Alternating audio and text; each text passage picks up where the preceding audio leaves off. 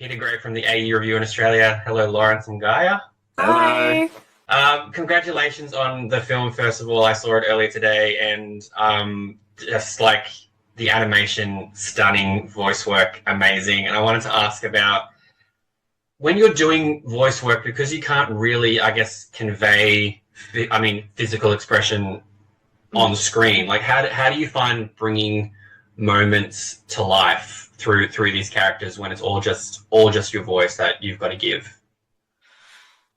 For me, it was a sort of style of acting that I'd actually never sort of explored at all. It felt quite not drama schooly, but you know what I mean. It's not necessarily a natural thing for an actor to do, to have nobody to kind of bounce off of and to be entirely reliant on your own voice. I think, you know, I grew a lot in confidence trying to find it.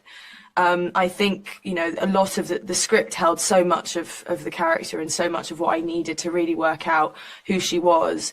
And then once I discovered where she sat in my body and where her emotions lie and whether or not she's, you know, I suppose, you know, is she going to sort of be a battle crier or a scream, you know, like those sorts of nuances. It was a wonderful experience, because then you just do it and you know what it is and you can just walk into the booth and bosh it out. Yeah, the other thing that was great about it is that the process that we had was just stretched over like 2-3 years.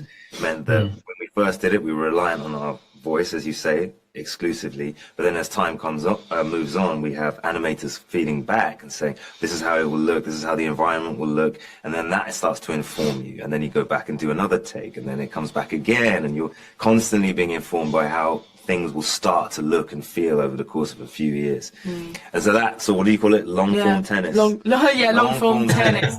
Back and forth with the animators. It was a new way of working that I'd never experienced before, but I found completely exhilarating. And I guess it's always a good thing that you can technically go, I can go to work in my pajamas for this, if that's anything as well.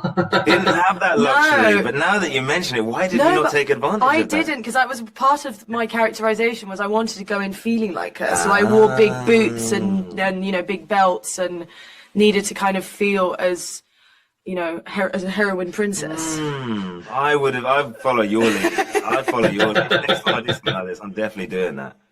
Pajamas. And just, quickly before I go, now that you've like, I guess you can say that you're experts in voicing characters, do you sort of look at it and go, would there be any character from, you know, a film or a show from your childhood that you could go, oh, I wouldn't mind actually voicing that now that I look at it?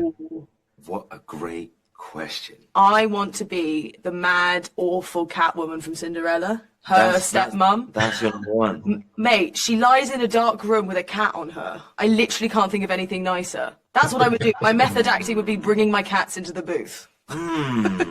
That's good. I don't know, the immediate one that comes to me is that, you know, is it the vultures in the Jungle Book? They were meant to sound like the Beatles. Yes. So what would be the modern, I don't know, manifestation of that? What would be the contemporary version of the Beatles? With four rappers, so we could do it like Brooklyn rappers or something like that. Maybe we go down that route. That'd be a great idea. I feel like now that that's out there in the universe, that's all we need to have. No, well, thank you so much for taking the time out. Congratulations again on the film. It's so stunning. So you should be so proud. Thank you so much. Thank you. Have a nice rest of your day. You too. Thank you.